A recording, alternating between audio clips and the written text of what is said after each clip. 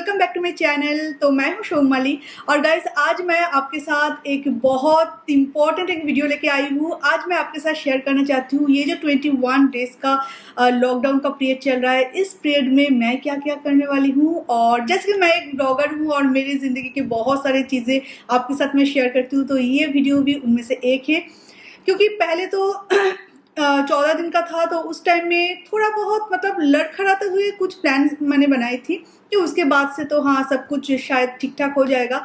पर जब भी 21 डेज का हो गया ये लॉकडाउन का पीरियड, तो तब से मैंने कुछ प्रॉपर प्लानिंग की है मैं अपने लाइफ में कि वो सारी चीज़ें मैं करने वाली हूँ। ये वीडियो इस उम्मीद के साथ आपके साथ मैं शेयर कर रही हूँ कि हो सकता है इसमें से कोई आइडिया आपको पसंद आए, आप भी अपनी ज़िंदगी में ये सारे आइडियाज़ अप्लाई कर सकते हो और हो सकता है आपके लिए ये भी कुछ बेनिफिशियल हो। सो गाइज, सबसे पहले मैं आपके साथ जो शेयर करना चाहती हूँ वो बहुत ही नॉर्मल सी चीज़ें पर बहुत इंपॉर्टेंट चीज़। जैसे कि हम कहीं पर भी जाते हैं, घूमते फिरते, जो कपड़े पहनते इंस्टेंटली आके ऐसे ही फेंक देते हैं। कहीं पर भी रहते हैं तो ऐसे ही मुड़ के बस वार्डरोब में डाल देते हैं, पर उसे ठीक से अरेंज करके नहीं रखते। तो यही वो टाइम है हम हमारे पूरे फैमिली के साथ मिलके हमारा वार्डरोब को क्लीन कर सकते हैं। जैसे कि मैं और मिथुन हम तो करने वाले हैं, क्योंकि मिथुन का और मेरा दोनों का ही वार्डरोब क्लीन करने वाले हैं और आर्यन का ऑलरेडी है। तो आर्यन को भी इससे क्या होगा कि मिथुन को भी थोड़ा सा वार्डरोब क्लीन करने का एक्सपीरियंस हो जाएगा। आर्यन भी वार्डरोब क्लीन किस तरह से अपने कपड़े रखना चाहिए वो भी सीख जाएगा, क्योंकि सच बोलूँ तो लड़कों को ये सारी चीज़ों के बारे में इतना आइडिया नहीं है या वो लोग करना नहीं चाहते। तो हम कितना क्या कुछ करते हैं सारे, मतलब बाहर जाके जॉब करने के साथ साथ हम कैसे घर को भी संभालते हैं ये भी उनको पता चलना चाहिए। तो यही वो टाइम है कि आप अपने फैमिली मेम्बर्स को, अपने हस्बैंड, अपने बच्चों को काम सिखाए, थोड़ा बहुत ऑर्गेनाइज किस तरह से किया जा सकता है वो आप सिखाए। तो ये एक बहुत अच्छा पॉइंट है जो मैं करने वाली हूँ। और इस लॉकडाउन पीरियड में मैं कुछ बुक्स पढ़ने वाली हूँ जो कि मुझे मोटिवेट करता रहेगा। आपको पता है कि सोशल मीडिया में काम करना यानी कि कितना मोटिवेशन की ज़रूरत पड़ती है। इतना ज़्यादा नेगेटिविटी, और सबसे ज़्यादा नेगेटिविटी झेलते हैं हम लोग जो कि सोशल मीडिया पे काम करते हैं। तो इसको झेलने के लिए आपको उससे भी डबल ट्रिपल झेलने का जो पावर है वो पॉजिटिविटी चाहिए। तो उससे भी डबल ट्रिपल पॉजिटिविटी आपके अंदर होना चाहिए, तो जाके आप इतना सा नेगेटिविटी झेल पाएंगे या उसे भी आप पॉजिटिव कर पाएंगे। तो कुछ मोटिवेशनल जो बुक्स है या कुछ नॉवल है वो पढ़ना बहुत इंपॉर्टेंट है, जो कि बिजी लाइफ में हम पढ़ नहीं पाते। ठीक है, आज नहीं तो कल ऐसे हम करते रहते। तो इसलिए बहुत ज़रूरी है कि हम वो बुक्स पढ़े, अपने आप को मोटिवेट रखें, पॉजिटिव रखें और आगे के हमारा जो काम है उसको लेके कुछ प्लानिंग करें। हम अपने आप को सोशलाइज कर सकते हैं इसी टाइम में। जी हाँ, शायद लगेगा कि ये क्या बोल रही है, घर में बैठ के भी हम अपने आप सोशलाइज कर सकते हैं फ़ोन के ज़रिए, इंटरनेट के ज़रिए। सो गाइज, बहुत टाइम ऐसा होता है कि हमारे पुराने फ्रेंड्स या ऐसा रिलेटिव्स, बहुत दूर के रिलेटिव जिनके साथ हम बात नहीं कर सकते क्योंकि हमें टाइम ही नहीं मिलता और वो हमारे लिए शायद इतना इंपॉर्टेंट नहीं है। बस कोई फेस्टिवल आ जाए तो एक विश दे के छोड़ देते, एक विश वाला मैसेज दे के छोड़ देते। तो उनके साथ हम हमारे फ़ोन बुक में अच्छे से ढूंढ ढूंढ के वो नंबर्स निकाल सकते हैं और उनके साथ हम कॉल करके हम बात कर सकते हैं। और अगर चाहे तो आप मैसेज थोड़ी देर के लिए उनके साथ चैटिंग कर लीजिए, फिर हद तक रिलैक्स्ड होगा माइंड। तो इस तरह से हम अपने रिलेशनशिप को भी रिजुविनेट कर सकते हैं। और अगर रिलेशन रहे हस्बैंड वाइफ, बच्चों के मतलब फैमिली के बीच, तो इससे अच्छा मौका शायद हो नहीं सकता कि आप तीन चार मतलब आप फैमिली वाले एक साथ मिल के घंटों एक साथ बिताए। काम को जो हाउस होल्ड से उसे आप शेयर कर ले, एक साथ बैठ के खाना खाना, एक साथ बैठ के खाना पकाना, इससे ज़्यादा और कुछ हो नहीं सकता। वैसे ये तो हमारे छुट्टी के दिन भी हो सकता है, पर सबसे इम्पॉर्टेंट चीज़ है कि वही जो मैंने पहले बोला कि दूर दूर के जो रिलेटिव्स है या हमारे जो फ्रेंड्स है जिन्हें हम लगभग भूल ही चुके हैं, पर उनका फ़ोन नंबर कहीं ना कहीं सेव है हमारे फ़ोन पे, तो उनके साथ हम कॉल करके उनके साथ बात कर सकते हैं। बहुत सारी चीज़ें, पुरानी यादें हम ताज़ा कर सकते हैं। तो यही वो करेक्ट टाइम है, तो प्लीज़ कीजिए, मैं तो यही करने वाली हूँ। नहीं कि सारी चीज़ें हम बंद कर दें, तो एक्सरसाइज एवरीडे कीजिए, क्योंकि ज़िंदा रहने के लिए जैसे खाना ज़रूरी है, तो खाना को अच्छे से डाइजेस्ट करने के डाइजेशन सिस्टम को एक्टिव रखने के लिए एक्सरसाइज भी बहुत ज़रूरी है। तो एवरीडे एक्सरसाइज कीजिए। तो मुझे लगा कि मुझे बोलना चाहिए, क्योंकि ये इतना इम्पोर्टेंट नहीं है, ये हर किसी को पता है, फिर भी जबकि मैं कर रही हूँ तो इसलिए मैं आपको बोल रही हूँ। और एक है, आने वाले 5 सालों का अब बकेट लिस्ट बना सकते हैं, जो कि हमारे फ्यूचर के लिए बहुत अच्छा है, हमारे करियर के लिए बहुत अच्छा है। आज आप क्या करें, आज आप क्या हो, इससे भी ज़्यादा इम्पॉर्टेंट है कि कल आप क्या करने वाले हो, क्योंकि कल तो किसी ने नहीं देखा। फिर भी अगर यहाँ पे कुछ चलता है, कुछ अगर आपका प्लानिंग चल रहा है कि ये मुझे करना है, उस तक हमें पहुंचना है, तो आज उसके ऊपर आप काम कर सकते हो। सच में फ्यूचर किसी को नहीं पता, आज से 5 साल क्या, आज से 2 साल बाद क्या होगा हमें नहीं पता, पर मेरा भी आज से 5 साल का प्लानिंग है, जो इस पीरियड में नहीं, पहले ही मैं कर चुकी हूँ। पर मैं आपको इसलिए बता रही हूँ कि आप भी करने का आपको मौका मिले, क्योंकि आप लोग भी बाहर जाके जो जॉब करते हो, बहुत ज़्यादा बिजी रहते हो अपने लाइफ में। घर आके फिर बच्चों को संभालना, सारे घर का जो औरत वाली जो काम है, के काम करना, कुकिंग करना, नेक्स्ट डे बच्चे के लिए यूनिफॉर्म, फिर टिफ़िन रेडी करना कि स्कूल भेजना है, तो ये सब चीज़ों के अंदर शायद आपको टाइम नहीं मिल रहा है। तो अगले 5 साल में आप क्या क्या करने वाले हैं, इसका एक लंबा लिस्ट बना सकते हैं और उस पर ध्यान देके आप आगे बढ़ सकते हैं, जो कि ऑलरेडी मैंने कर लिया है। एंड आई होप कि आप भी करें, तो शायद हमारा हर एक काम सक्सेस होने का चांसेस उसमें ज़्यादा रहेगा। मुझे लगता है ये इनफ टाइम है एक नया लैंग्वेज सीखने का, क्योंकि कुछ लैंग्वेज होते हैं जो आपको नहीं आता है पर आपका बहुत मन है कि वो लैंग्वेज आप सीखे।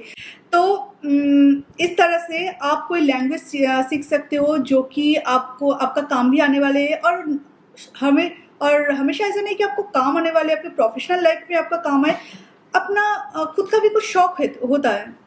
तो इस तरह से आप नया कोई लैंग्वेज सीखिए, जो आपका शौक था, तो अपने इतने बिजी लाइफ में आप कर नहीं पाए, तो यही वो टाइम है कि ऑनलाइन में बहुत सारे क्लासेस होते हैं, वहाँ पे आप एडमिशन ले लीजिए और बस एक नया लैंग्वेज सीख लीजिए। बच्चों के साथ मिलके आप अपने बच्चों को कुछ DIY सिखा सकते हैं, क्योंकि DIYs हमेशा बाहर से परचेस किया हुआ चीज़ें हम लेके घर डेकोरेट करते हैं, या कोई भी चीज़, पेंसिल होल्डर हम बना सकते हैं, हम बुक मार्कर बना सकते हैं, छोटे छोटे चीज़ें, ज़्यादा चीज़ों की ज़रूरत भी नहीं पड़ता, जो हमेशा बच्चों के वार्डरोब में तो मिल ही जाएगा आपको।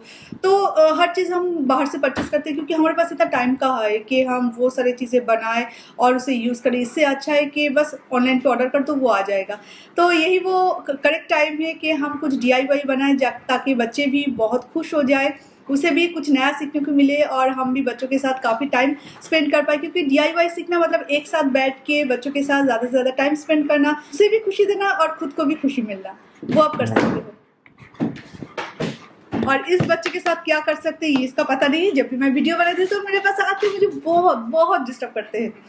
हम जो काम करते हैं, प्रोफेशनली लो या कुछ भी लो, मतलब घर संभालना भी हो, तो ऐसा नहीं कि सिर्फ और सिर्फ वही काम हमें आता है। हर किसी के अंदर एक छुपा हुआ एक टैलेंट होता है। तो अगर आपके पास कुछ हिडन टैलेंट है, तो उसे आप ढूंढने की कोशिश कीजिए कि क्या टैलेंट है जो कि आप सबके सामने ला सकते हो। ऑस्कर नो, तो उसे ढूंढने की कोशिश कीजिए कि आपके अंदर क्या वो हिडन टैलेंट है जो कि आप बाहर ला सकते हो और उसके ऊपर आप काम भी कर सकते हो। तो कौन सी चीज़ आप बचपन में आपका ड्रीम था, वही काम, अगर जैसे कि ड्राइंग हो सकता है, लाइक जैसे कि पेंटिंग हो सकता है, ऐसे DIYs भी हो सकता है, या सिंगिंग, डांसिंग, कुछ भी हो, तो आपने आपको और एक मौका दे सकते हैं इसी टाइम में, क्योंकि इस टाइम में काम के प्रेशर थोड़ा सा कम रहता है।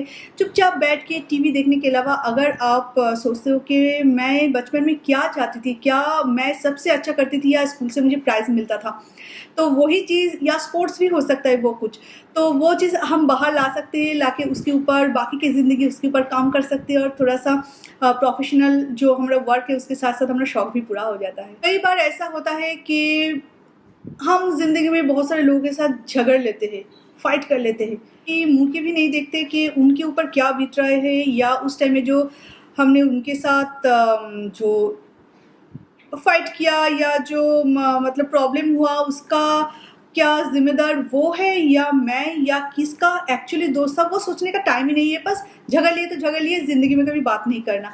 सो गाइज, यही वो परफेक्ट टाइम है जहाँ पे हम रियलाइज़ कर सकते हैं क्या वो हमने सही किया था, क्या उसमें मेरा गलती था या उनका गलती था। अगर मेरा गलती था तो जाके उनको एक बार सॉरी बोल सकते, या एक मैसेज भेज के अपना जो प्रॉब्लम है वो क्लियर कर सकते। क्योंकि जब कोई प्रॉब्लम, कोई मुसीबत आती है ना, पूरे देश के ऊपर, उस टाइम में पता चलता है कि ये छोटे मोटे झगड़े तो कुछ भी नहीं है।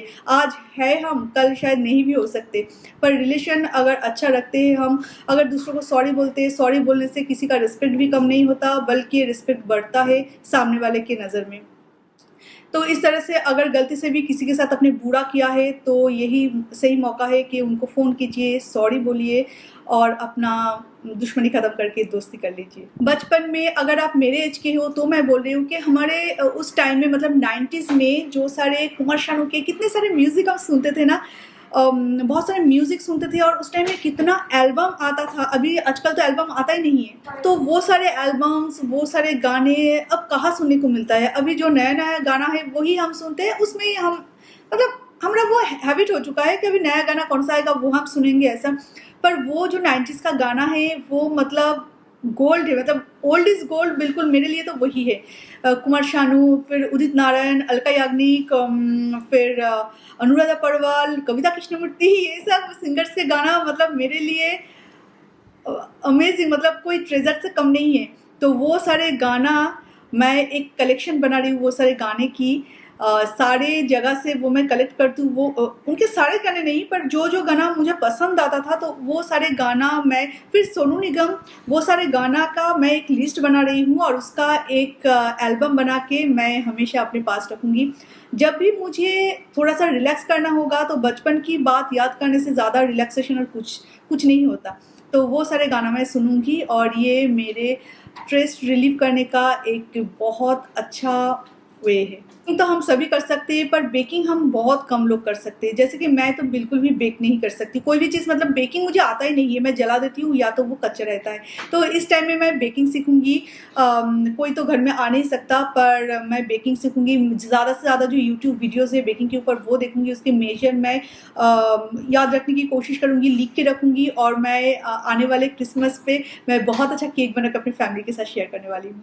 सो गाइज़, ये था मेरा कुछ प्लानिंग जो कि 21 डेज़ में मैं करने वाली हूँ एक-एक करके। और आई होप कि ये जो सारे प्लानिंग है इनमें से एटलीस्ट 2-3 आइडिया तो आपको अच्छा लगा होगा जो आप अपने लाइफ में भी करना चाहेंगे। तो इस टाइम को सिर्फ ऐसे ही वेस्ट ना करके, खा पी के सिर्फ और सिर्फ टीवी देखते हुए ना बिता के ऐसे कुछ क्रिएटिव भी हम कर सकते हैं, कुछ प्रोडक्टिव टाइम इस टाइम से हम निकाल सकते हैं। तो आई होप कि ये वीडियो आपको अच्छा लगा होगा। बहुत ही छोटा सा वीडियो था, पर आई होप कि एकदम मैं अपने दिल से ये पूरा वीडियो बनाई है, क्योंकि जो मैं अपने लाइफ में करती हूँ हमेशा मैं आपके साथ शेयर करती हूँ। अच्छा हो या कभी कभार बुरा भी हो सकता है, मतलब गलत भी हो सकता है, तो आप लोग मुझे कमेंट करते हो। तो इस तरह से ये भी मैंने शेयर किया आपके साथ। आई होप कि आपको अच्छा लगे। तो लाइक कीजिए, शेयर कीजिए, सब्सक्राइब कीजिए चैनल को। इस तरह से बहुत सारे वीडियो आने वाले हैं आगे के दिनों में। तो चलिए आज इस वीडियो को यहीं पे एंड करते हैं, तो फिर आपसे मिलते हैं एक नए वीडियो के साथ। तो तब तक के लिए बाय बाय।